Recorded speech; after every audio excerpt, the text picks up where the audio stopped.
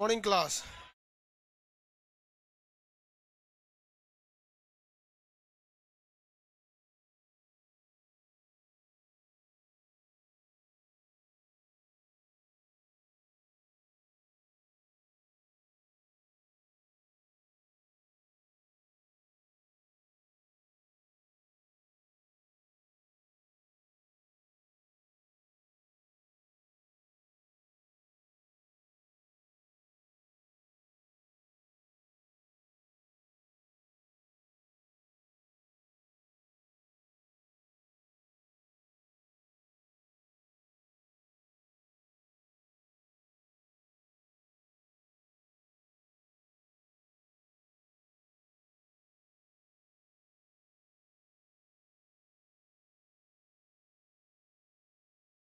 Morning बाबू, आप लोग को कहाँ तक बताए थे? 120। मिस्र को लगा 120 बोल रहा है। लाइव सेंटर वाले लोग जल्दी बैठिए। Bihar Sharif 2 number centre. आप पीछे लड़के खड़े नहीं रहिए। हजारीबाग, भागलपुर, लखीसराय में लड़के लोग अभी तक बैठे नहीं। इस साइड में बैठिए जल्दी।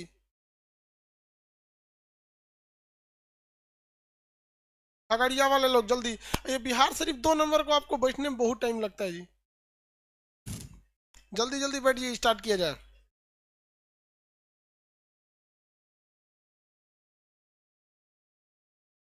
अब लड़की सब अभी लेट नहीं ना है ले। वो लोग लेट ना हो, ऐसा हो ही नहीं सकता।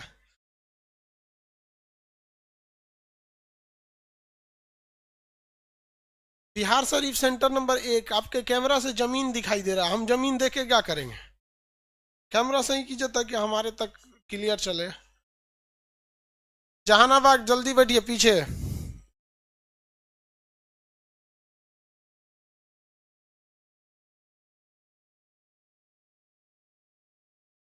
नवादा जल्दी। लाल जैकेट आगे मत बैठिए, जल्दी पे जल्दी बैठिए। आप लोग पहले पहले लाइव वाले तो बैठ जाइए कीजिए जी। एप्लीकेशन वालों को कोई दिक्कत नहीं रहता है, तो रजाइयों में से पढ़ लेता है। लेकिन हॉल नंबर 2 वाले लोग, आप लोग शांति से बैठ जाइए। हॉल नंबर 3 वाले और लड़की लोग को तो फिर समझाना मतलब। सब लोग एप्लीकेशन गुड मॉर्निंग सब लोग को। बैठ जब अपनी लोग। लड़की लोग जल्दी जल्दी। थोड़ा समय अटवो नहीं करती है सर। एप्लीकेशन वाले लड़कों को कोई भी दिक्कत नहीं आ रहा है, देख रही सब लाइट टू एक्स्ट्रा लगवा दिए। हाँ, इसीलिए लगवाई पे किए हैं, तुमको समझ में नहीं आ रहा है। और सुनो अशोक, ऐसा एक लाइट यहाँ पे भी लगवा देना और एक ठो यहाँ पे भी लगवा देना। हाँ, एकदम एप्लीकेशन वालों को एकदम गोरा दिखना चाहिए। अरे सबसे बड़ा खराबी क्या लगता है पता है? कोई आएगा मिलने के लिए। अब ऐसा ऐसा जगह से लोग मिलने आते हैं, मतलब कोई साउथ इंडिया से आया, कोई कहीं से, एगो न्यू जर्सी से आया था अमेरिका से। होंगे भैया, तू वहां से क्या करने के लिए आया? जो आता है एक ही बात बोलता है, पता है क्या? आप लगते नहीं है खान सर होंगे। हम खराब लगते हैं क्या? तू सोच रहा ऐसा क्या बोलता है? हाँ? कुछ ऑनलाइन में कुछ और दिखते हैं। ये करिए ऑनलाइन में, इसको मोतियाबीन है। सब यही बोलता है कि आप लगते ही नहीं है खान सर। हम कहे यार तू मतलब हमको काहे पे इज्जत कर रहा है यार। हम इतना लाइट लगाए हैं थोड़ा भभकने के लिए। कुछ तो यार इस सब का समझो। उधर जो लड़की बैठी है इसके बीच से देखेगी।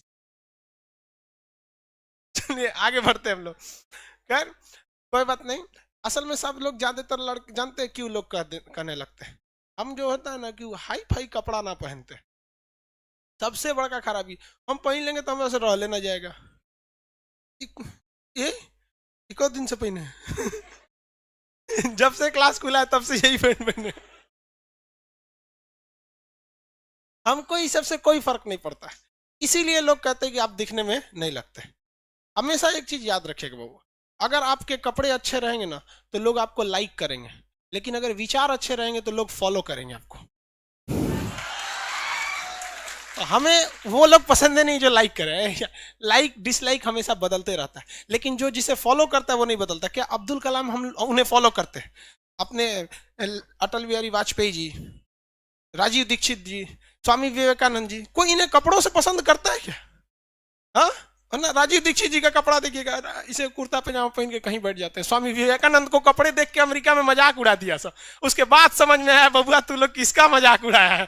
आज तक अमेरिका वालों को याद रहता है, तो भारत वालों से नहीं हटता है। कौन ठीक है, एक बार बहुत पहले ही 1893 में वो सिखा के गया है। चलिए आगे आते हैं हम लोग। सभ्यताओं के बारे में बता रहे थे, सभ्यता बताइए तो दुनिया की पहली सभ्यता कौन सी थी? मेसोपोटामिया की सभ्यता। ये मेसोपोटामिया की सभ्यता इराक में फल फूल रही थी। ये बहुत ही उपजाऊ नदियों के बीच में था, जो यूफ्रेटस तथा टिग्रिस नदियों के बीच था। यह सभ्यता पूरी तरह से एक ग्रामीण सभ्यता थी, क्योंकि यहाँ पे शहरी नियोजन देखने को नहीं मिला है, ना ही यहाँ सड़कें सीधी देखने को मिली हैं। यह सभ्यता उपजाऊ भूमि के क्षेत्र पर था। यह इराक में पाया गया था। इसमें 4 मुख्य सभ्यताएं थी, एक सुमेरियन की सभ्यता, बेबीलोन की सभ्यता, असीरिया की सभ्यता और कैट्रिया की सभ्यता। ये चारों सभ्यताओं को मिलाकर बना था हमारा मेसोपोटामिया की सभ्यता, जिसमें सबसे महत्वपूर्ण थी बेबीलोन। बेबीलोन इराक में एक जगह है जहां पर झूलता हुआ बगीचा है, और वहीं पर किसकी मृत्यु हो गई? सिकंदर। हालांकि सिकंदर की मृत्यु जो बेबीलोन के पास हुई थी, वहीं उसके घोड़ा की भी मृत्यु हुई थी, तो उस जगह का नाम बुके फराल रख दिया गया। क्या रख दिया गया? बुके फराल, क्योंकि सिकंदर के घोड़ा का नाम क्या था? बुके फराल। सिकंदर के घोड़ा का नाम क्या था? बुके फराल। किसी को कोई दिक्कत नहीं है? क्या हम मेसोपोटामिया की सभ्यता को सिंधु सभ्यता से तुलना कर सकते हैं? मेसोपोटामिया की सभ्यता को सिंधु सभ्यता से तुलना कर सकते हैं? नहीं कर सकते हैं। चलिए आप बताइए, मेसोपोटामिया की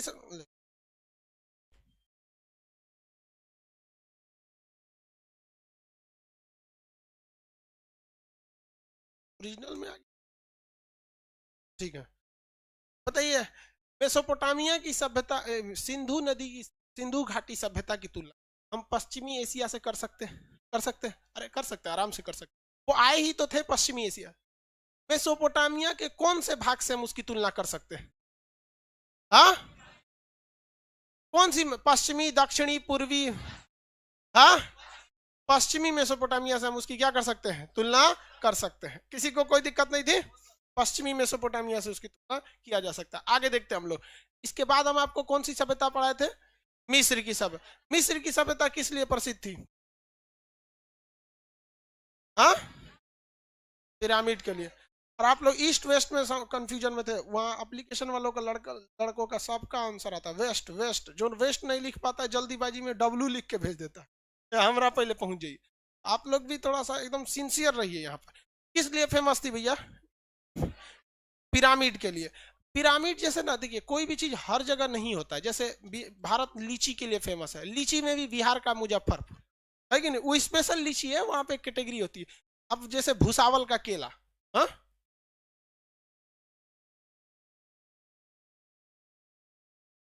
गीजा सबसे ज्यादा कहाँ का फेमस था भैया? गीजा का पिरामिड था। पिरामिड किसके शक्ल के होते थे? पहाड़ के शक्ल में होते थे सब। ये बहुत बड़े बड़े पहाड़ के शक्ल में होते थे। अब सोचिए उस वक्त सबसे बड़ा ये फेमस होने का रीजन क्या था इन पिरामिड्स का, कि इस समय जेसीबी नहीं हुआ करती थी, इस ससुरे सब चढ़ाए थे सब कैसे। उस समय होते थे गुलाम लोग। कौन होते थे? गुलाम।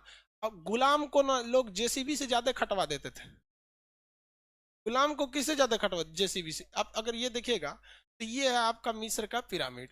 इसमें आप आदमी को देखेंगे, और देखिए इसमें आप आदमी देख लीजिए, ये है, ये सब यहाँ टूरिस्ट घूमने गए हैं सर। लाइव वालों सब लोग को दिख रहा है, एप्लीकेशन वाले सब लोग को, ये सब टूरिस्ट घूमने गया है सर। अब इसमें से आप इस ऊंचाई को देखिए, इसका ये 20 गुना है। इतना ऊंचाई पे ये लेके कैसे गए थे सब इतना ऊंचा? और ये ईंटा का नहीं बना हुआ है, बड़े बड़े पत्थर का बना हुआ है, बहुत बड़ा बड़ा पत्थर का बना हुआ है। सोचिए कितना डिफिकल्ट होता होगा इन लोग उस वक्त में लेकर जाना वहां पर। तो ये पिरामिड के लिए फेमस थे। किसके लिए भैया? पिरामिड के लिए। ये पिरामिड बेसिकली कहाँ देखने को मिला? मिस्र के किस शहर में? गीजा में। जैसे जैसे अगर बाई दी वे मान के चलिए, भारत में, भारत एक बहुत बड़ा शहर है, देश है, इसमें बहुत सारे शहर हैं। हम कहेंगे सबसे ज्यादा फेमस यहाँ कहाँ की साड़ी है? हाँ, बनारस की। वो अलग बात है कि कोई महिला आजकल बनारसी साड़ी पहनती नहीं है, वो वहां नहीं पहन। बनारसी साड़ी पहनने के बाद महिला सबको लगता है कोई उस सबको लेमिनेशन में पैक कर दिया है। वो शादी ब्याह में कहो पहन ली से पहन ली, लेकिन बहुत फेमस है वहां की साड़ी। उसी तरह से गीजा का क्या फेमस है? पिरामिड। क्या हुआ जी आपको?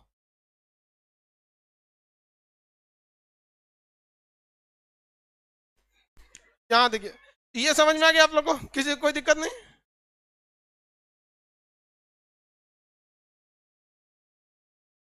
लड़की जब उठ के जाती है तो डर लगता है। एगो एगो बैच में एगो गई सीढ़िया पे गिर के बेहोश थी, बोलबो नहीं करती ऐसे कि हम बेहोश होने वाले हैं, चुपचाप जाके कहीं बेहोश हो जाएगी। हाँ, वो तो एक तो नीचे कोई लड़का आया ऑफिस में कंप्लेन किया कि सर एगो बेहोश होकर सीढ़िया पे गिरल है। तो भगवान का दया था, वरना अगर बैचवा छोड़ दिए रहते तब वो ऐसे ही पिरामिड में हो गए, मम्मी बन गए। ये वो लोग देवताओं की भी पूजा बड़ा करते थे। मिस्र वाले लोग देवताओं की पूजा बड़ी ज्यादा किया करते थे। लोग देवताओं की पूजा क्या करते थे वो मिस्र के लोग, और वो लोग ना मतलब एलियंस वगैरह में बहुत ज्यादा विश्वास रखा करते थे। जीन वगैरह में उन लोग का विश्वास ज्यादा था। इवन कि आप मूवी वगैरह में भी देखेंगे मिस्र के ना, तो वहाँ कुछ वो वहां पे ऐसी भी परंपरा थी कि आप अपनी आत्मा को मतलब दूसरे की आत्मा में डाल सकते हैं। कोई ये देवता है वो देवता है, मतलब 25 टाइप का। अब देखिए अलग अलग धर्मों की अलग अलग विचारधाराएं होती हैं। अब इसमें कोई धर्म अच्छा खराब नहीं, भाई अपनी विचारधारा है, मानिए तो भगवान, नहीं मानिएगा तो पत्थर, है कि नहीं? तो वैसे इन लोग की विचारधारा थी। तो ये गीजा का क्या हो गया? पिरामिड हो गया। किसी को कोई दिक्कत नहीं है इसमें? पिरामिड कोई फेमस चीज मतलब बस ये था कि बिना जेसीबी बिना किसी चीज के मदद से उतने बड़े बड़े पत्थरों को गुलामों की मदद से हाथी की मदद से खींच खींच कर क्या किया गया? चढ़ाया गया था। जो इंजीनियरिंग का एक बहुत बेमिसाल नमूना था यहाँ पर। और एक दो ठो नहीं थे, एक ठो पूरा शहर ही था गीजा। जहां देखेंगे तो आर्टिफिशियल पहाड़ उन लोगों ने क्या कर दिया था? खड़ा कर दिया था मिस्र की सभ्यता में। किसी को कोई दिक्कत नहीं है मिस्र की सभ्यता में? आगे बढ़ जाए। यहाँ का एक और चीज बताइए क्या फेमस है? हाँ, मम्मी फेमस है। कौन है? मम्मी। इजिप्ट। इजिप्ट में यही सब देखिए, लाश रख दिया जाता था ऐसे। लाश अभी भी है सभी सब, लेप लगा के लाश रख दिया गया। अब देखिए, अब लाश तो लाश होती है भैया, जिंदा तो है नहीं, लेकिन फिर भी उन लोग के शरीर मतलब पूरी तरह से खराब नहीं होते, वैसे फ्रेम में रखे हैं। एक केमिकल लगा के लगा दिया जाता था। इसी को क्या कहा गया? मम्मी कहा गया। बताएंगे सबसे फेमस मिस्र का कौन सा राजा था? हाँ, फिरौन। वहां का राजा का नाम फिरौन। उसकी लाश वैसी की वैसी है केमिकल के वजह से। जैसे ये देखिए, ये भैया ये फिरौन है, देखिए दांत तो पचक ढचक गया है, लेकिन फिर भी है। तो हमारे यहाँ एगो चूहा मर जाता है तो 2 दिन तक महकता है, 3 दिन तक महकता है, फिर उसको खदर खदर के खा के खत्म कर देता है। इसको अभी तक कोई नहीं खाया है। इसमें ऐसा लेप लगा दिया जाता है ना इसके कानून में। चचा उठिएगा नहीं आप बस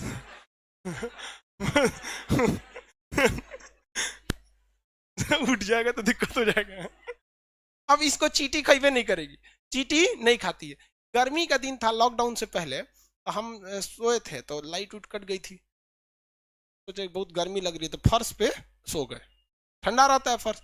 तो जो सब चींटी चारों ओर से मतलब घेर ली थी सबको, और बहुत खुश थी सब कि इतना बड़ा आदमी मरा है, इसको कम से कम 1 महीना का राशन का इंतजाम हो गया। हम उन सबको उठ के भगाए कि भाग, कहीं कभी जिंदा है रे हम यहाँ। मतलब वो लोग एकदम खुश थी सब कि मर गया ही खान साहब। तो ये सबको चींटी वगैरह नहीं लगेगी सब। क्यों? क्योंकि इसमें क्या लगा हुआ है? केमिकल। हवाओं का भी कोई खास असर नहीं पड़ेगा, इनमें ऑक्सीडेशन नहीं होगा। ऑक्सीडेशन का मतलब होता है कोई भी चीज का सड़ जाना। तो ये मम्मी को लगा दिया जाता था, इसे शीशा में पैक कर दिया जाता था यहाँ पर। तो यही है, यहाँ पे ज्यादातर वहां पे ऐसे ही रखे जाते थे यहाँ पर। हालांकि इस्लामिक परंपरा के हिसाब से उन लोग का कहना है कि फिरौन को मतलब ईश्वर ने श्राप दिया था कि कयामत तक तुम्हारी लाश को न मिट्टी लेगी, न आग जलाएगी, न मतलब हवा सड़ाएगी, न ऐसे करके। वो धार्मिक परंपरा है भाई। सब धार्मिक अपने जगह पे, साइंस अपने जगह पे, दोनों में नहीं जमता है। नहीं समझे? दोनों में जो आपको अच्छा लगे आप मानिए। ये भी वही है चाचा, दूसरे हैं ये कोई। उंगली उंगली देख रहे हैं इनका? चाइना का नहीं है। चाइना आदमी मरने के बाद चाइनीज के शक्ल का हो जाता है। ये इनकी उंगली वगैरह पे लेप लगा दिया गया। कुछ ना कुछ तो सड़ेगा ही, एकदम ऐसे ऐसे थोड़ा रहेगा नहीं, कुछ ना कुछ क्या लगेगा? सड़ेगा ही। मरा हुआ आदमी। और ये 1-2 दिन का पुराना थोड़ी है भाई साहब। मिस्र की सभ्यता जो थी वो ईसा मसीह के जन्म से 3100 ईसा पूर्व थी, यानी सिंधु सभ्यता से भी क्या थी? वो पुरानी थी। अगर वर्तमान से देखेंगे तो उसको मान के चलिए ईसा मसीह के जन्म से 3000 साल पहले, 3100 का मतलब कितना हो जाएगा 3000, हाँ, और इधर वाले के लिए क्या हो जाएगा 5000 हो जाएगा, क्या हो जाएगा 5000। तो टोटल 2000 इधर 3000 इधर, 5000 साल पुराना है। 5000 साल में इधर तो लोहा गल जाता है। समझ में आएगी नहीं आ गया? चलिए आगे बढ़ जाए। अब इसमें और क्या चीज थी मिस्र की सभ्यता में, क्या हुआ? हाँ जाइए, गेट बंद हो गया जी, खोल दीजिए, आपको बुला गेट खुलवाइए।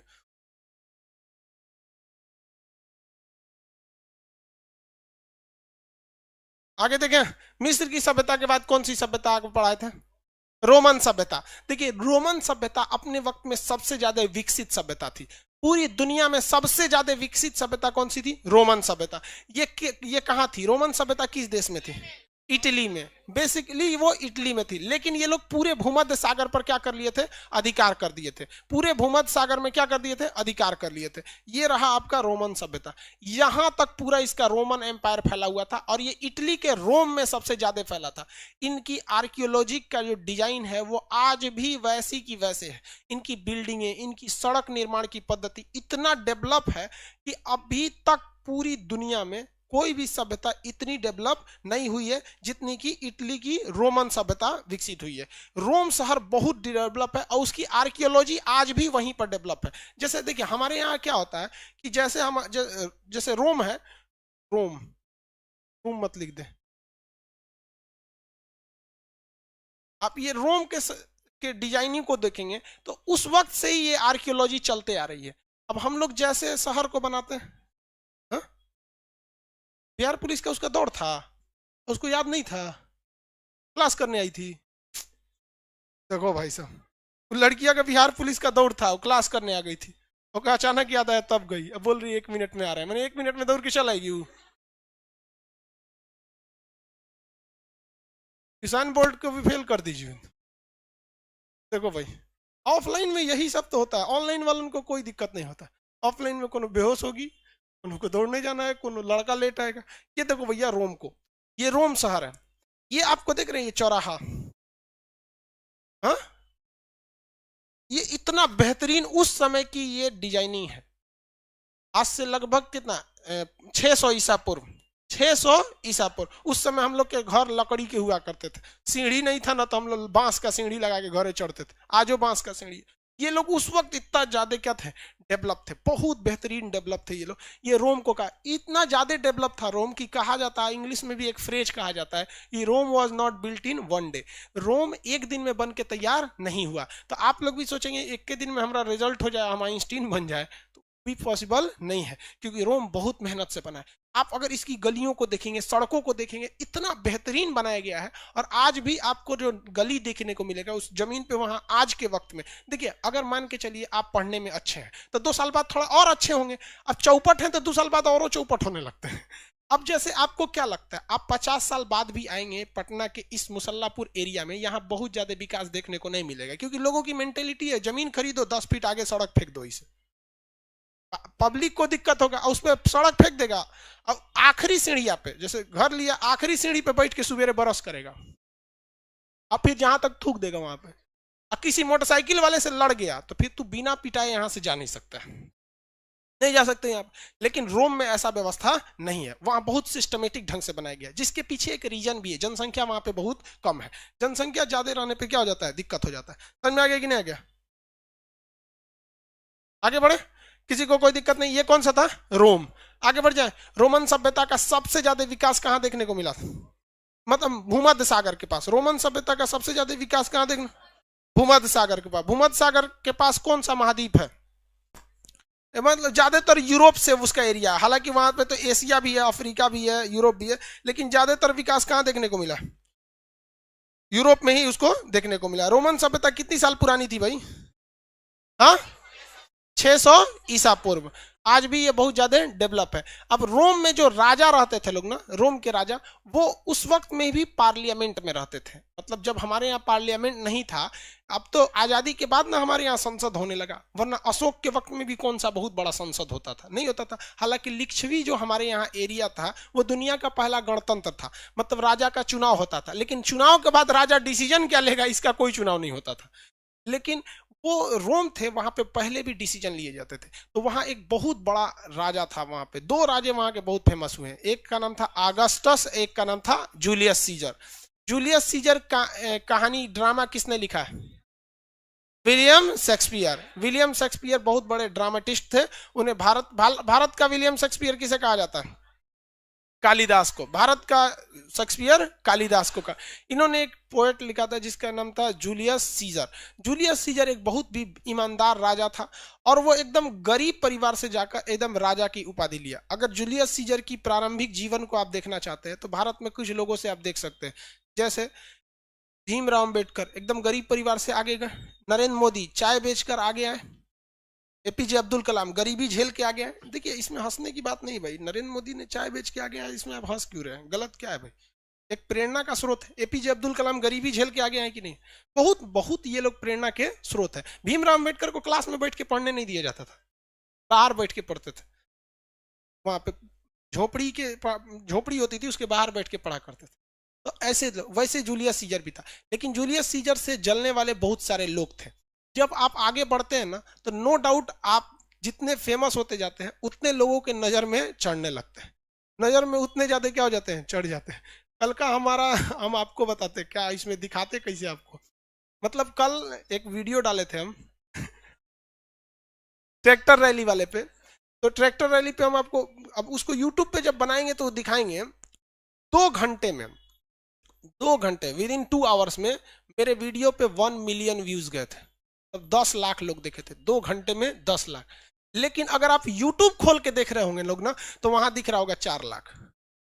ये फ्रीज हो चुका था।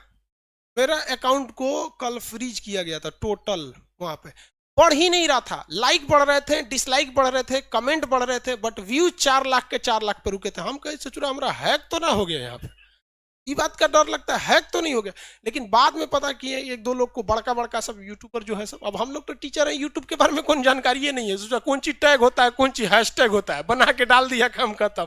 देखते तो लोग बोला कि भाई साहब ये आपका फ्रीज किया गया है, मतलब वो नहीं बढ़ रहा है।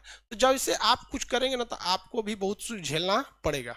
समझ में आया कि नहीं? वैसे ही झेलना किसको पड़ गया? जूलियस सीजर को। उसी के मंत्रिमंडल वाले ने किसको मार दिया? जूलियस सीजर को हत्या कर दिया। कहां पे? मंत्रिमंडल, राजा की गद्दी पे बैठा था, वहीं पे क्या कर दिया गया? हत्या कर दिया गया। वहां का एक और राजा था जिसका नाम था आगस्टस। क्या नाम था? आगस्टस। अगस्त महीना सुने हैं? किसके नाम पर है? आगस्टस। ये जो हम लोग कैलेंडर यूज करते हैं ये बेसिकली क्रिश्चियन कैलेंडर है, जिसे पोप ग्रेगोरी ने चालू किया था। किसने चालू किया? पोप ग्रेगोरी ने। और हम लोग उन्हें आज भी उन्हीं के कैलेंडर को लेकर चलते हैं जिनके हिसाब से 1 जनवरी होता है। तो ये बड़े बड़े राजाओं, जैसे अगस्टस के नाम पे क्या हो गया? अगस्त, जुलाई, ये सब अलग अलग देव, मतलब उनके हिसाब से। जैसे भारत में हम लोग तो शक संवत यूज करते हैं। हम लोग का साल खत्म होने वाला है, फागुन में खत्म हो जाएगा ना जी। चैत से हम लोग की शुरुआत होती है। भारत में शक संवत जो होती है उससे चैत से शुरुआत होती है, लगभग 22 मार्च के आसपास है। इस बार होली कितने तारीख को है? 29 को है। हाँ, तो लास्ट में चला गया। हम लोग का महीना थोड़ा सा कोई भी त्योहार हम लोग का 1 के महीना में आगे पीछे घसकते रहता है। अब देखिएगा, अब 1 के बार होली आएगा कब? 1-2 तारीख को, मतलब अगला होली जब आएगा ना तो मार्च के एकदम शुरुआत में पड़ जाएगा। तो ये आपको कौन सा सभ्यता समझ में आ गया? रोमन सभ्यता। किसी को कोई दिक्कत नहीं है रोमन सभ्यता में? आगे बढ़ जाए। रोमन सभ्यता के बाद आई थी फारस की सभ्यता। कौन सी सभ्यता? फारस की सभ्यता। फारस की सभ्यता बहुत बेहतरीन सभ्यता थी, नो डाउट। फारस की सभ्यता, फारस का अभी का नाम है ईरान। फारस का अभी का नाम क्या है? ईरान। ईरान में जो सभ्यता आई थी, ये लोग आग की पूजा करते थे और इनका सबसे बड़ा उद्देश्य था कि जीवन में शांति रखना है, लड़ाई झगड़ा किसी से नहीं करना है। तो फारस के जो सभ्यता थी, वहां पर जो रहने वाले लोग आए उन्हें कहा गया पारसी। क्या कहा गया? पारसी। क्या कहा गया? पारसी। पारसी लोग जो थे आग को महत्व देते हैं और वो लोग लड़ाई झगड़ा कभी नहीं करते हैं। पारसी लोग कभी भी लड़ाई झगड़ा नहीं करते, किसी को कोई दिक्कत नहीं। ये लोग बहुत बड़े बिजनेसमैन होते हैं, यहाँ पर थे। ये ईरान के पास फारस की सभ्यता थी। बाद में सिकंदर जब आया तो इस सभ्यता को क्या कर दिया, रद्द कर दिया। तो कुछ लोग ही वहां पे पारसी बच गए। बाद में जब ईरान में इस्लामिक रिवोल्यूशन हुआ तो इस्लामिक रिवोल्यूशन ने बचे हुए लोगों को भी बर्बाद कर दिया, क्योंकि वहां पे क्या आ गए, सिया आ गए। और भाई साहब अभी 21वीं सदी में सिया सुन्नी पे लड़ाई करना मतलब अजीब बेवकूफी लगती है। सिया सुन्नी में लड़ाई करना महा अजीब अजीब टाइप का है भाई। तुमको मन है तुम मानो ना, सिया मानो सुन्नी मानो। अब सपोज कीजिए अगर अगर यूपीएससी के लड़के मार कर दे तलवार लेके कि तू ज्योग्राफी ऑप्शनल क्यों रखा है, हिस्ट्री रख, तू पॉलिटी क्यों ऑप्शनल रखा है, भैया तुम्हारा मेंस में तुम कुछ ऑप्शनल रखो। बस यही लड़ाई है सिया सुन्नी की, मतलब ऑप्शनल को लेकर। अब छोड़ो भाई, उस सब में हम करेंगे कहीं हमरो मार देगा, सब दिक्कत हो जाएगा, इसलिए कम में बोलो ये सब चीज में। चलिए, तो ये कौन सा जगह था भैया, ईरान। यहाँ पे कौन से लोग थे, पारसी। आज भी अब ये पारसी लोग भागे, लोग यहाँ से जान बचा के ये पारसी भागे। तो ये हमारे पारसी कुछ गुजरात में शिफ्ट हो गए, कुछ महाराष्ट्र में शिफ्ट हो गए। पारसी में अभी आप देखें, दादा भाई नौरोजी का नाम सुने हैं, हाँ, होमी जहांगीर भाभा का नाम सुने हैं, हाँ, होमी जहांगीर। पारसियों के नाम मुसलमानों से मैच करते रहते। इंदिरा गांधी के हस्बैंड का नाम सुने, फिरोज गांधी, तो क्या मुस्लिम थे, पारसी थे। तो मुसलमानों के से नाम उनका मैच करता है। वो लोग टोपी भी पहनते, बट मुसलमान वाली टोपी नहीं पहनते। मुसलमान की टोपी इसे कटोरा टाइप का होता है, और वो लोग मुनीब जी वाली टोपी पहनते। देखें धमाल मूवी देखें, मैंने डीक्रो आसारानी जो बनता है वो पारसी रहता है। बहुत रईस होते हैं लोग। रतन टाटा जैसे आप देखेंगे, जमशेद, जमशेद बेसिकली कुछ मुस्लिम का नाम होता है। तो जमशेद जी टाटा, ये लोग क्या थे, पारसी। तो पारसी बहुत ही शांति प्रिय लोग होते हैं। आप कभी नहीं सुनेंगे बेचारे पारसियों पे कोई अत्याचार हुआ है। अब कुछ लोग कहते हैं कि हम माइनॉरिटी हैं, हमें दबाया जाता है, हमें मारा जाता है। अरे भैया, तोरा से बड़ माइनॉरिटी पारसी लोग हैं। एक बार उठा दो कोई उन्हें बोलता तक। जैन लोग, जैन लोग क्या वो माइनॉरिटी नहीं है, बहुत कम है। इसमें कितने जैन धर्म वाले हैं, बहुत कम। बौद्ध धर्म वाले बहुत कम होंगे भी। आप बौद्ध धर्म के, जैन की बौद्ध, आप बौद्ध हैं, आपको कोई दिक्कत हुआ है, कोई दिक्कत नहीं होगा। अब आप पहले आप ये झिटे हमें दिक्कत हो रहा है, दिक्कत हो रहा है। अरे भारत में दिक्कत हो गया ना, जो भारत में जिसको दिक्कत हो गया, हमारे हिसाब से उसको एक बार टूरिस्ट वीजा पर सीरिया भेजना चाहिए, ठीक है। और उसको कहना चाहिए कि तुम तब तक रहो जब तक तुम्हारी दिक्कत दूर ना हो जाती है। कसम बताते हैं वो खुद ही दूर हो जाएगा दुनिया से। यहाँ मुट्ठी भर पारसी लोग, जैन लोग, कुछ कभी दिक्कत हुआ नहीं हुआ। अब तू जबरदस्ती आई अभी, लेकिन एक चीज पे दिक्कत होगा, यहाँ पे कंफर्म दिक्कत होगा। अब चाहे आप मेजॉरिटी है चाहे माइनॉरिटी है, अगर यहाँ आप किसी को टॉर्चर कीजिएगा ना, तो यहाँ से सिकंदरों ठोका के गए हैं, तो तुम मेजॉरिटी और माइनॉरिटी भूल जाओ यहाँ से यहाँ पे। लेकिन अगर आप यहाँ शांति से रहेंगे ना, शांति से रहेंगे ना, तो आपको कोई कुछ नहीं कहेगा, क्योंकि हम लोग वसुधैव कुटुंबकम वाले हैं। लेकिन अगर सबको कूटने वाले भी हैं, अगर आप नौटंकी करिएगा तो यहाँ पे समझ में आया कि नहीं। तो इसलिए हम लोग क्या थोड़ा ठीक था। तो ये लोग कहाँ पे आ गए लोग भैया, भारत में आ गए लोग। फारसी, फारस के रहने वाले को क्या कहा गया था, पारसी।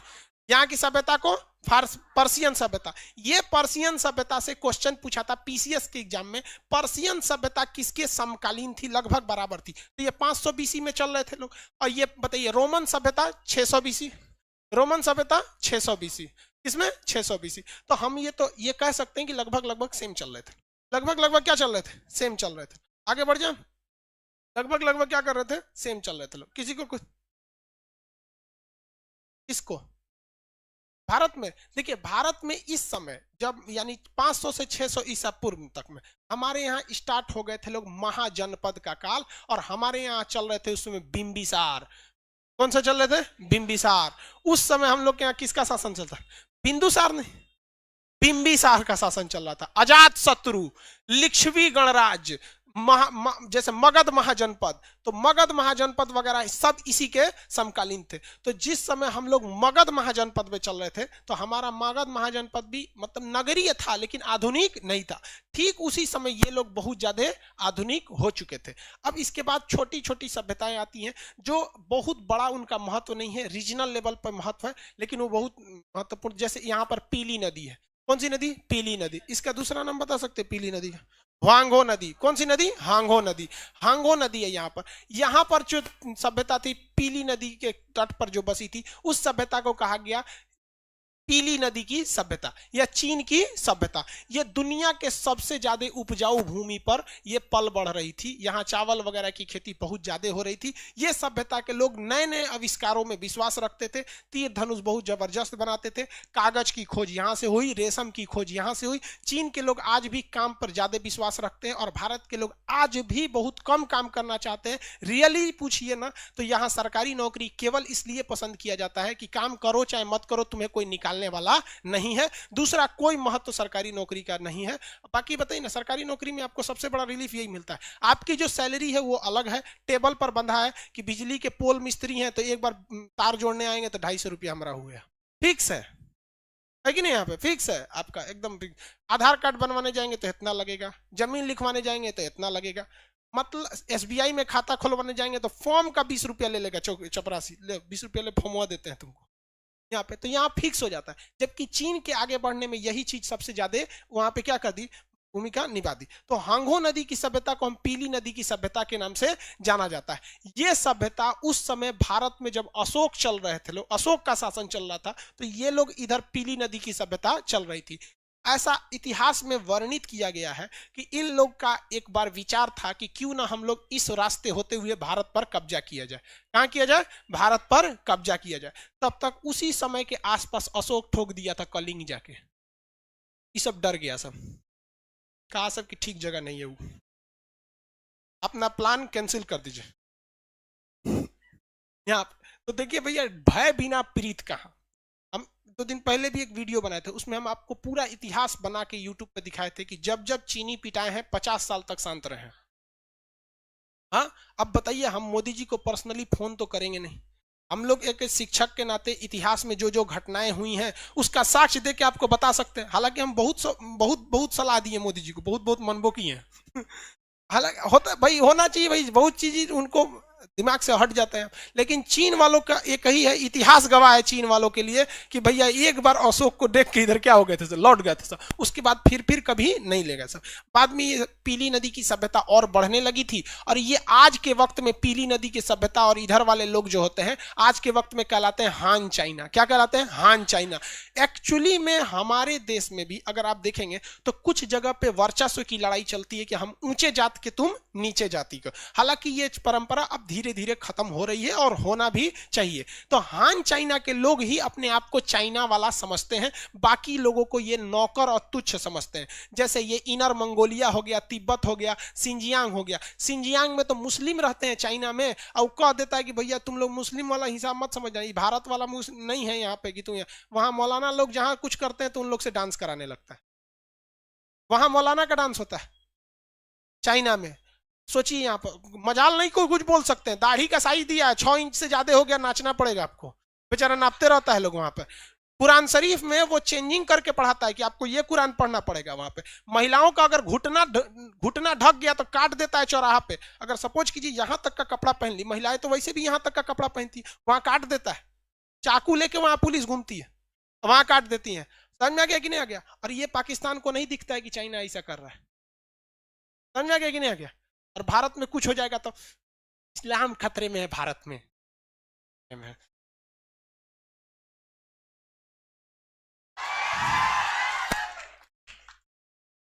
हमरा एगो चीज खराब लगता है, तुम कुछ भी करो यार, कुछ भी करो, पर्टिकुलर हमको कुछ करो या किसी व्यक्ति को कुछ गाली दे दो या कुछ करो, अलग बात होता है। तो चलो तू हमारे देश में मत आया करो, हमारा खून खोल जाता है।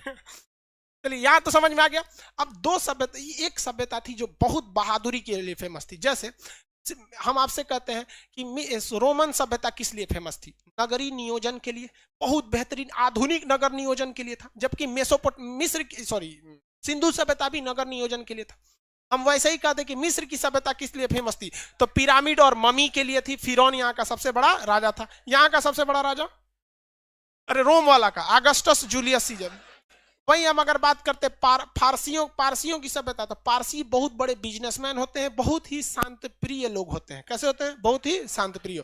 अगर हम हांगो नदी की सभ्यता कहते हैं तो ये बहुत ही ज्यादा किस पर थे? उपजाऊ भूमि पर थे। इसे, हालांकि इस नदी में बाढ़ भी आ जाता था, इसलिए इसे पीली नदी को चीन का शोक के नाम से भी जाना जाता है। अब भारत में तो यहाँ पे सिंधु सभ्यता थी ही, भारत में सिंधु सभ्यता थी। अब यहाँ पर देखेंगे ग्रीस के पास, यहाँ एक जगह है ग्रीस। कौन सा है? ग्रीस। यहाँ पर एक छोटा सा जगह था जिसका नाम था स्पार्टा। क्या नाम था? स्पार्टा। बहुत ही छोटा जगह था स्पार्टा, लेकिन स्पार्टा के लोग जो थे बहुत ही ज्यादा स्वाभिमानी थे। स्पार्टा के लोग बहुत ज्यादा स्वाभिमानी थे, वो किसी के आगे झुकते नहीं थे। स्पार्टा के पास कुल 300 की फौज थी। 300 की, कितने की फौज? 100 की फौज स्पार्टा के पास। लेकिन यहाँ के फौजी को ट्रेनिंग लेने के, यहाँ के फौजियों का ट्रेनिंग जो पीरियड होता था 5 से 10 साल होता था। हमारे यहाँ आज भी 10 महीना में ट्रेनिंग खत्म हो जाता। अगर आप एनडीए में जाएंगे तो अलग बात है कि 3 साल खड़गवासला में, 1.5 साल आईएनए में जाना पड़ेगा, 4.5 साल। समझ में आ गया? नहीं आ गया? तो ऑफिसर्स के लिए वो ज्यादा होता है। लेकिन इन लोग की ट्रेनिंग जानते कितने साल से शुरू होती थी? 6 साल से। 6 साल के लड़के को फौजी बनाने की ट्रेनिंग दी जाती थी, और वो ट्रेनिंग में तभी पास होता था जब उस समय का सबसे खतरनाक जानवर होता है भेड़िया। शेर से ज्यादा छलांग लगाता है भेड़िया। जैसे शेर की खराबी है ना, पेड़ पे नहीं चढ़ पाता है। देखिए, हर मायने में शेर से अच्छा टाइगर होता है। हर मायने में शेर से अच्छा कौन होता है? टाइगर। लेकिन टाइगर जो होता है ना, वो अगर किसी शिकार को पीछा कर रहा है और देखता है कि शिकार ज्यादा दूर चला गया है और इधर दूसरे कोनो शिकार है, तो उसको छोड़ के दूसरा को खा जाता है। लेकिन शेर जो होता है ना, अगर दौड़ा दिया किसी को ना, मान लीजिए कोनो बकरी को दौड़ा दिया और ओके कर एकरे खाएंगे, और 10 गो बकरी ही आए तो छोड़ देगा, तू हट ससुरी, तू कहां तक भक्त है, तो हट तू यहां से। इसीलिए कहा जाता है शेर। शेर जंगल का क्या हो गया? राजा, क्योंकि दृढ़ निश्चित उसके पास होता है। वैसे ही यहाँ उस एक भेड़िया होता है। आदमी का सबसे बड़ा दुश्मन होता है भेड़िया। वो पेड़ चढ़ जाता है, छत तो चढ़, मतलब बंदर की तरह छलांग लगाता है, पेड़ पे चढ़ता है, बंदर से खतरनाक, टाइगर से तेज दौड़ता है। तो उस स्पार्टा के सैनिकों का एक रूल था कि उनका जब एग्जाम लिया जाता था ना, उन्हें केवल एक लाठी देकर और रात के अंधेरे में भेड़ियों के बीच में छोड़ दिया जाता था। लौट के आ जाओ या तो मर के आ जाओ। वहां पे इतने खतरनाक थे सब। महज 300 स्पार्टा वाले मिलकर 20,000 को हरा दिया। 20,000 को क्या कर दिया? हरा दिया था। स्पार्टा के सैनिक थे। स्पार्टा का सबसे बड़ा जो राजा था उसका नाम था लियोनाइडस। और जो उसका जो लड़ाई हो रही थी वो जर्कसीज से हो रही थी। लियोनाइडस और जर्कसीज स्पार्टा के दो सबसे बड़े, मतलब देखिए, जर्कसीज चाहता था स्पार्टा को कब्जा कर सके। ये स्पार्टा एक क्या था? छोटा सा जगह था। इस जगह कौन था? छोटा सा स्पार्टा। इस पर इस एरिया का राजा जर्कसीज क्या करना चाहता था? हमला करना चाहता था। लेकिन स्पार्टा का जो राजा था उसका नाम क्या था? लियोनाइडस। क्या नाम था? लियोनाइडस। तो लियोनाइडस ने हरा दिया। हालांकि लियोनाइडस के साथ छल कपट हो गया, जिस वजह से लियोनाइडस भी अंत में क्या हो गया? मारा गया। स्पार्टा ये छोटा सा जगह है।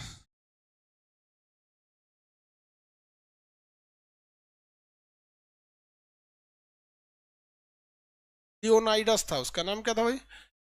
लियोनाइडस। इन लोग का भाला, यही यही मेन मेन ये उसका, ये लियोनाइडस था। इसका सबसे बड़ा जो दुश्मन था उसका नाम था जर्कसीज।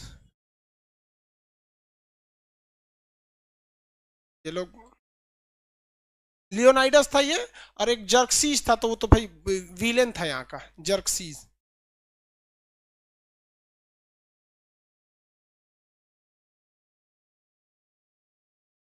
कई से का दिख दिया, मशीन दे दिया।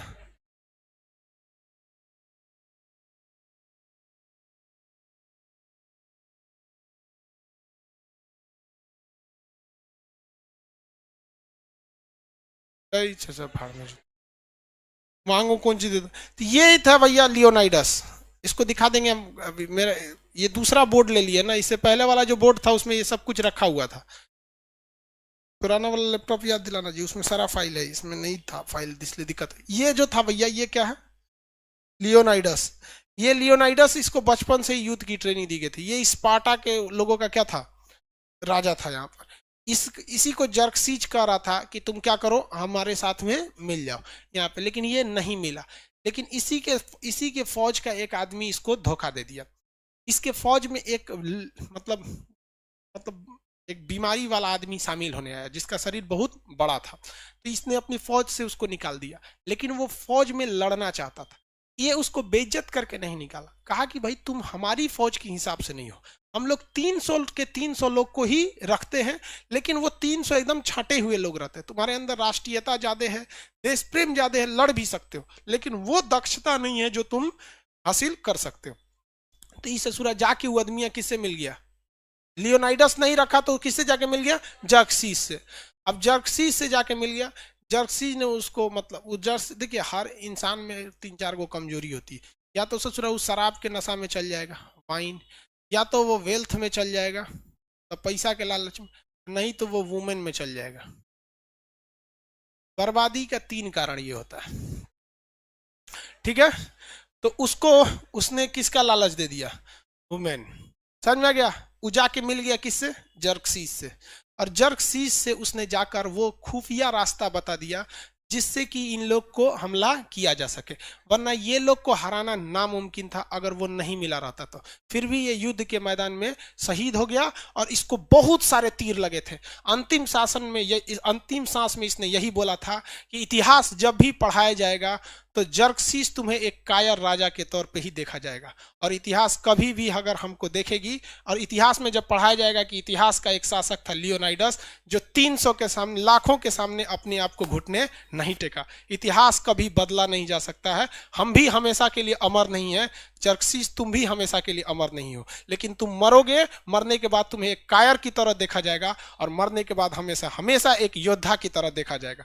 सैल्यूट ऐसे मतलब इतिहास के ऐसे योद्धाओं को। हकीकत बात भी, सब कुछ अपना मतलब अपना जमीर नहीं बेचना चाहिए किसी लोग को भी। आज भी इतिहास में आदमी पढ़ाता है, कौन है, हमने को कौन मतलब इन लोग से नहीं, लेकिन ऐसे ही भगत सिंह हो गए, चंद्रशेखर, हाँ कौन सी, कुलदीप सिंह चांदपुरी के उनका तो 1971 वाला वीडियो बनाए हैं, वो भी सेम यही कहानी थी भारत में कुलदीप सिंह चांदपुरी की।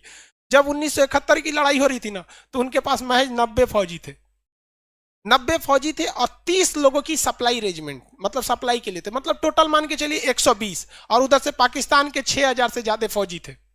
रात भर खदेड़ दिया उन लोगों ने, सुबह एयरफोर्स आके धो दी थी। तो वैसे ही भारत में भी ऐसे मिले हैं लोग। तो ये जो स्पार्टा की लड़ाई थी, स्पार्टा एक बहुत ही छोटा सा जगह था। अब खुद सोचिए ना, कोई देश जिसके पास केवल 300 फौजी हो तो देश कितना बड़ा होगा, लेकिन 300 में भी उन लोगों ने क्या कर दिया, दिखा दिया। तो भाई देखिए, विभीषण हर जगह होते हैं सब। भारत के लोगों को कभी भी मोहम्मद गौरी से डर नहीं लगता, भारत के लोगों को डर लगता है तो जयचंदो से, वरना हमें हराने वाला कोई पैदा नहीं हुआ था। अगर भारत के छोटे मोटे राजा साथ नहीं दिए रहते अंग्रेजों का, तो ये ससुरे अंग्रेज सब खरगोश की तरह दिखने वाला भारत पे शासन कर देता। हम लोग में आपस में फूट कर करके हम लोग को तोड़ा गया। तो ये मेनली दुनिया की ये बड़ी बड़ी सभ्यताएं थी जिसके बारे में आपको आइडिया लग गया। किसी को कोई दिक्कत नहीं? आगे बढ़े, क्वेश्चन पूछे, जगह दिखा के बता सकते हैं हम। ये कौन सी सभ्यता है? हाँ, मिस्र की सभ्यता। कौन सी? मिस्र। ये रोम की सभ्यता है, रोम की। चलिए अब आगे बताएंगे हम, एक बार में पूछ। ये कौन सी है भैया? मिस्र। इसको बताइए।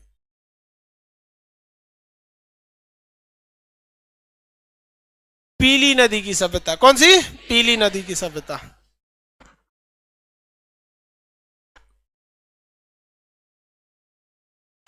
ये कौन सी है? फारस की सभ्यता। फारस की सभ्यता, फारस की, पीली नदी की थी। ये कौन सा है? सिंधु सभ्यता। हड़प्पा सभ्यता या सिंधु सभ्यता, आप इसे हड़प्पा कहिए या फिर सिंधु सभ्यता। किसी को कोई दिक्कत नहीं? आगे बढ़ जाओ। ये छोटका सा कौन सा था? छोटा सा स्पार्टा। स्पार्टा का राजा का नाम लियोनाइडस। स्पार्टा का राजा का नाम लियोनाइडस। किससे युद्ध किया था? जर्क्सीस। किससे युद्ध किया? जर्क्सीस से।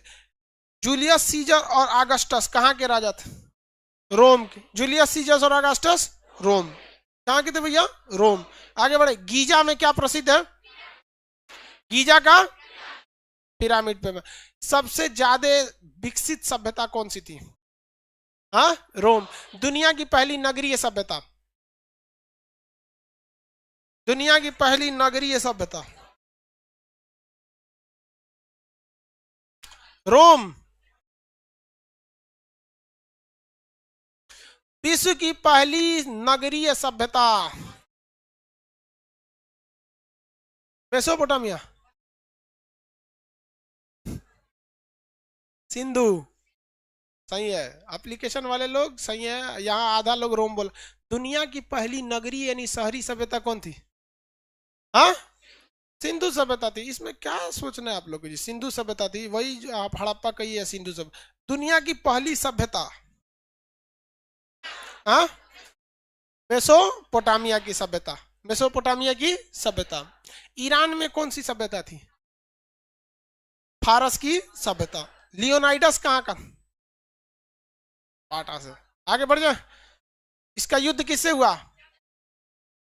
ममी कहाँ के थे? हाँ, मिस्र में।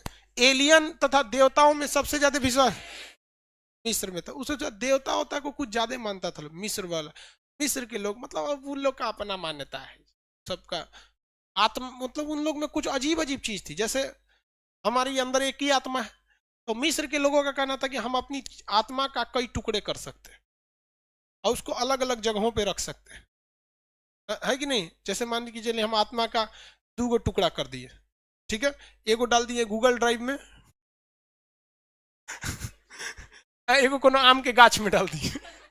अगर आम का गाछ कटा गया तो मेरा जितना % इक्विटी यानी शेयर था उस आत्मा का, उतना चला गया उसमें।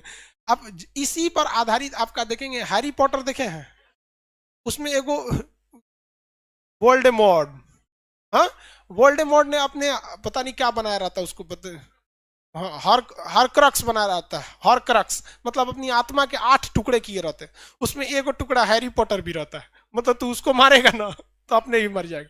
तो ये लोग बहुत ज्यादा आत्मा, भूत, प्रेत इस सब में विश्वास रखा करते थे। तो ये आपकी क्या चीज खत्म हो गई? सभ्यता खत्म हो गई। अब कुछ क्वेश्चन पूछे पुराना, बता सकते हैं कि नहीं बता? चित्रित धूसर मृतभांड शैली किस काल की थी? हाँ, चित्रित धूसर मृतभांड वैदिक काल की थी। इस किस कलर की थी ये? ग्रे। कौन सी कलर? उत्तर काले चमकीले मृतभांड महाजनपद। कौन सा? महा। सर्वाधिक रासायनिक चीजों का प्रयोग किसमें हुआ? हाँ, चमकीले मृतभांड, चमकीले मृतभांड। गैरिक मृतभांड हड़प्पा। गैरिक मृतभांड, गैरिक मृतभांड किस कलर के थे? गैरिक मृतभांड लाल, गैरिक मृतभांड लाल कलर के थे। किसी को कोई दिक्कत नहीं इसमें? आगे बढ़ जाए। कौन सा ऐसा मृतभांड था जो तीनों सभ्यताओं में पाए गए?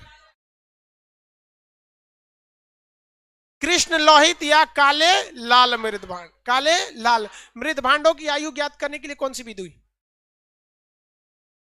Thermoluminescence, thermoluminescence.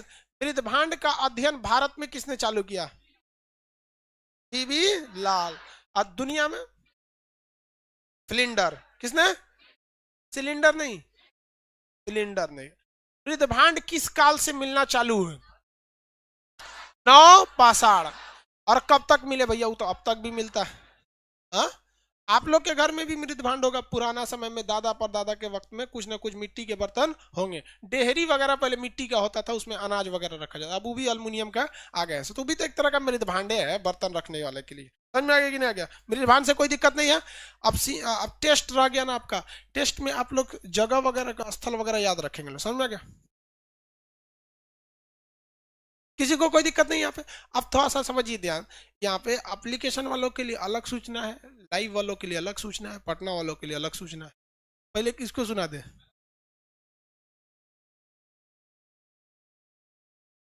एप्लीकेशन वालों के लिए एक सूचना थी कि भाई आपका पहले एप्लीकेशन वालों को सुना देते हैं, नहीं तो तू लोग भागने लगेगा। एप्लीकेशन वाला नहीं, एप्लीकेशन वाले लोग, आप लोग के लिए सूचना ये थी कि सर्वर जो था बहुत भयानक क्रैश था। हम लोग का सर्वर मेंटेनेंस, अंडर मेंटेनेंस था। अभी सर्वर को जो मतलब बहुत ज्यादा एक्सटेंड कर दिया गया, जिस वजह से आपकी ज्योग्राफी क्लास पे सबसे बुरा असर पड़ा था। जिस वक्त सर्वर क्रैश था ना, उस वक्त ज्योग्राफी का क्लास लाइव था। तो उस वक्त जिस समय में ही क्रैश होता है ना, उस समय थोड़ा सा टाइम लग जाता है। तो थोड़ा सा आपका ज्योग्राफी का क्लास डिस्टर्ब हो गया, साथ साथ पॉलिटी वगैरह भी। सर्वर को पूरी कंप्लीटली अब सही हो गया, आप लोग के लिए कोई समस्या नहीं। हाँ, अब एप्लीकेशन, लाइव क्लास और पटना वाले तीनों लोगों के लिए सूचना है कि 10 बजे, ये 9 से 10 ये खत्म हो गया, 10 बजे इंडियन मैप का क्लास, इंडियन मैप, भारतीय मानचित्र का क्लास, ये चलेगा थर्सडे से दिन। थर्सडे को कौन सा दिन कहा जाता है हिंदी में? अरे नहीं, हम लोग के लिए होता है गुरुवार। हाँ, उसको बृहस्पतिवार भी बोला जाता है, लेकिन वो स्पेशली हम लोग के लिए बनाया गया, गुरु जी लोग के लिए।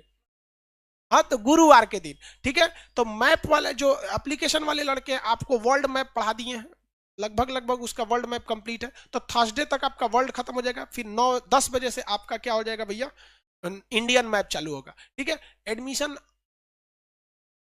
नहीं बोलेंगे, होगा ही नहीं जगह, एप्लीकेशन में देख के रखना, वरना वो क्रैश कर देगा सब एडमिशन के चक्कर में। एप्लीकेशन पे एडमिशन ही नहीं लेना है, मैप का एडमिशन एप्लीकेशन पे नहीं होगा। जो लड़के पढ़ रहे हैं वर्ल्ड मैप, वो चुपचाप आके उन्हीं को उसमें शिफ्ट कर दिया जाएगा, आपको इंडियन मैप पढ़ा दिया जाएगा।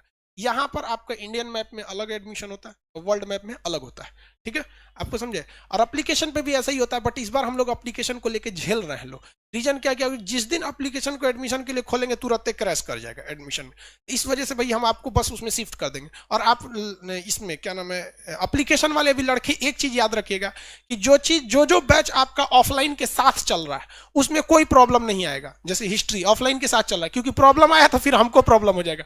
मान के चलिए एप्लीकेशन में कोई दिक्कत हो गया, तो हम ऐसा थोड़ी क्लास बंद करेंगे कि भाई ऑफलाइन वाले चले जाओ, ऐसा तो नहीं कर सकते। तो हमारी कोशिश यही है कि दोनों को साथ साथ चला दे, ताकि आप लोग को भी समस्या ना आए। अब ऑफलाइन वाले भी सुन लिए, आपका मैप का क्लास कब से है, थर्सडे से है, ठीक है। और उसके बाद थर्सडे के बाद जो मंगलवार आएगा, मंगलवार, तो उस वक्त भी एक नया बैच आएगा। देखिए अभी आपका कौन सा चल रहा है, 9 बजे क्या चल रहा है, हिस्ट्री, हिस्ट्री, ठीक है। तो अब 10 बजे खाली हो जाते हैं आप, तो क्या चल जाएगा, मैप। और 1 घंटा पहले देख लेंगे बायो, कौन सा, बायोलॉजी।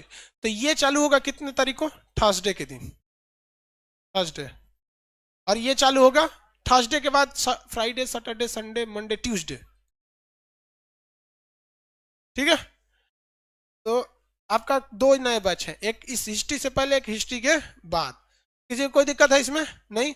दूसरा, पटना में जितने ये सूचना ऑफलाइन वालों के लिए नहीं है, मतलब एप्लीकेशन और लाइव वालों के लिए नहीं है।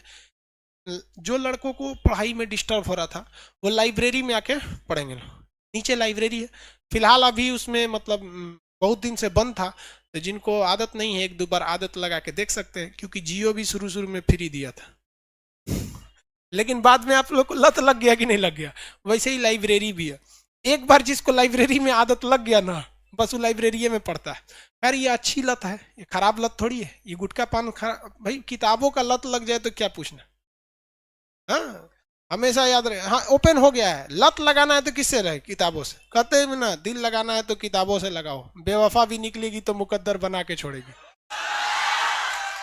बाकी इधर उधर लाल पीला हरा करने से कोई फायदा नहीं। ये लोग टेम्पोररी लोग होते हैं और परमानेंट लेसन सिखा के चले जाते हैं, इसलिए इन लोग के चक्कर में नहीं। आप लोग को लाइब्रेरी आ गया है, जो लोग पहले आ जाते हैं लाइब्रेरी में बैठ के पढ़ लेंगे लोग, फिलहाल अभी उसमें कोई दिक्कत नहीं है। लाइब्रेरी की सुविधा ऑनलाइन वालों को नहीं है, ऑनलाइन लाइब्रेरी कैसे देंगे, रजाइए इसे मोड़ लियो, लाइब्रेरी हो जाए। अगला क्लास कल करेंगे, आज के लिए इतना ही, जय हिंद। कल नहीं, कल कौन दिन है, हाँ कल सैटरडे है भैया, मंडे टू फ्राइडे ही क्लास चलता है, मंडे टू फ्राइडे ही क्लास, बमनी लोग निकलेंगे।